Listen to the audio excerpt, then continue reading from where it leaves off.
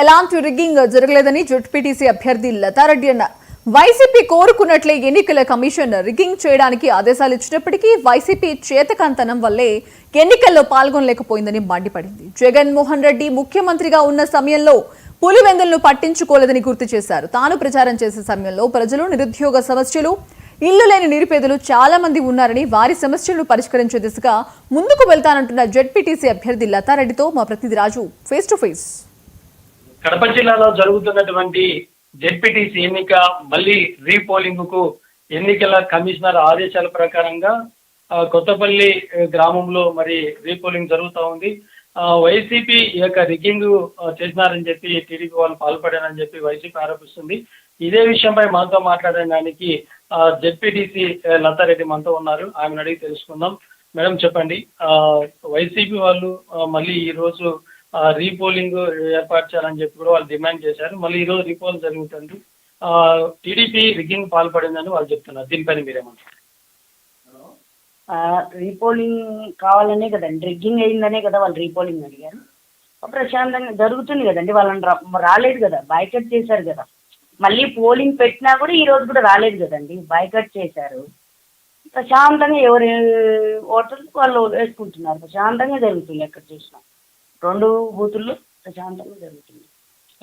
కానీ ఓటర్లు రానికుండా అడ్డుపడుతున్నారని చెప్పి స్లిప్పులు కూడా స్వయంగా టీడీపీ వాళ్ళు ఇస్తున్నారని చెప్పి వైసీపీ వాళ్ళని ఎక్కడ రానికుండా ఏజెంట్లను కూడా కూర్చోకుండా అడ్డుపడుతున్నారని చెప్పి ఆరోపిస్తున్నారు. దీనిపైన మీరేమంటారు? వాళ్ళకి చేత కాక వాళ్ళు కూర్చోలేదండి, ఆ నిందలు మాత్రం మా మీద వేస్తున్నారంటే ఏం లేదు. చాలా వాళ్ళైతే వాళ్ళు రాలేదు కదండి, వాళ్ళు బాయ్కాట్ చేసినారు. అది మా తప్పు కాదు కదా, వాళ్ళ చేత కాక వాళ్ళు కూర్చోలేకపోయినారు. మామూలుగా ప్రశాంతంగా జరిగిపోతున్నాయి. ఓటర్లు ఎవరు ఓటర్కును వాళ్ళు వినియోగించుకుంటున్నారు కదండి. వాళ్ళు ఎన్నైనా నేరారోపణలు చేస్తారు, వాడికి మేము బాధ్యులం కాదు కదా. ఓకేనా? ఇప్పుడు మళ్ళీ కూడా 2 మండలాల్లో కూడా రీపోలింగ్ జరపాలని చెప్పి ప్రధానంగా పులివెందుల్లో కూడా మళ్ళీ జరపాలని చెప్పి వాళ్ళు డిమాండ్ చేస్తున్నారు. దీనిపైన మీరేంటి సార్? వాళ్ళు ఎన్నైనా అంటారండి, రీపోలింగ్ పెట్టమంటారు, అన్ని పెట్టమంటారు. వాళ్ళు లేదు కదా, అవన్నీ ఏం జరగవు కదండి. ఓకేనా? ఇప్పుడు కొన్ని సంవత్సరాల తర్వాత ఈ మండలాన్ని జెడ్పీటీసీ టీడీపీ కైవసం చేసుకుంటే ఈ మండలాన్ని ఏ విధంగా మీరు అభివృద్ధి చేయడానికి ఏమైనా ఒక ప్రణాళిక రూపొందించుకున్నారా?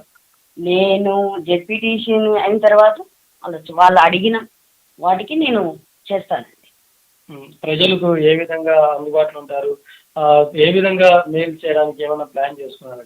లేదండి, అక్కడ ఆఫీస్లో ఉంటాను నేను, వచ్చి డైలీ ఉంది. వాళ్ళకి ఏమి వాళ్ళు అడిగిన వాళ్ళకి నేను చేస్తాను. ఇంతవరకు మీరు ప్రచారం చేశారు చాలా రోజుల నుంచి కూడా, ముఖ్యంగా ఈ ప్రచారంలో కూడా ప్రజల నుంచి ఎలాంటి సమస్యలు వచ్చాయి, ఏమైనా వాళ్ళు మీ దృష్టికి తీసుకురావడం జరిగిందా? ఎక్కువ సమస్యలు అండి, ఎక్కువ ఇంటి సమస్యలు వచ్చాయి. నిరుద్యోగులు ఎక్కువ ఉండేది.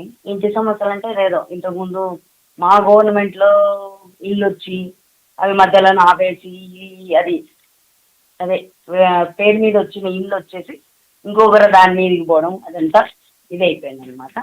అది ఎక్కువ సమస్యలు అయితే అవే ఉన్నాయండి. పిల్లలు ఇంటింటికి 2-3 నిరుద్యోగులు ఉన్నారండి. వైసీపీ గవర్నమెంట్ ఉన్నన్నాళ్ళు ఒక 5 ఏళ్ల నుంచి కూడా ఈ సమస్యలు ఒక్కటి కూడా క్లియర్ చేయలేదండి జగన్మోహన్ రెడ్డి. ఇది జెడ్పీటీసీ లతారెడ్డి గారు చూసుకున్నటువంటిది. ఈ మండలంలో నిరుద్యోగుల సమస్య చాలా ఉంది. అదే విధంగా కూడా ఇండ్ల సమస్యలు కూడా చాలా ఉన్నాయి. వైఎస్ఆర్ కాంగ్రెస్ పార్టీ అధికారంలో ఉన్నప్పుడు జగన్ స్వయంగా ఈ జిల్లా ఉన్నటువంటి వ్యక్తి, మరి ముఖ్యంగా ఈ నియోజకవర్గాన్ని ప్రాతినిధ్యం వహించినటువంటి వ్యక్తి అయినా ప్రజలకు ఎలాంటి మేలు జరగలేదని చెప్పి కూడా తను గెలిచిన తర్వాత ప్రజలకు అందుబాటులో ఉంటా, ప్రజలకు సేవ చేస్తా అని చెప్పి లతారెడ్డి గారు చెప్తుంటున్నారు. Over to studio. తెలంగాణలో గవర్నర్ కోర్టు ఎమ్మెల్సీ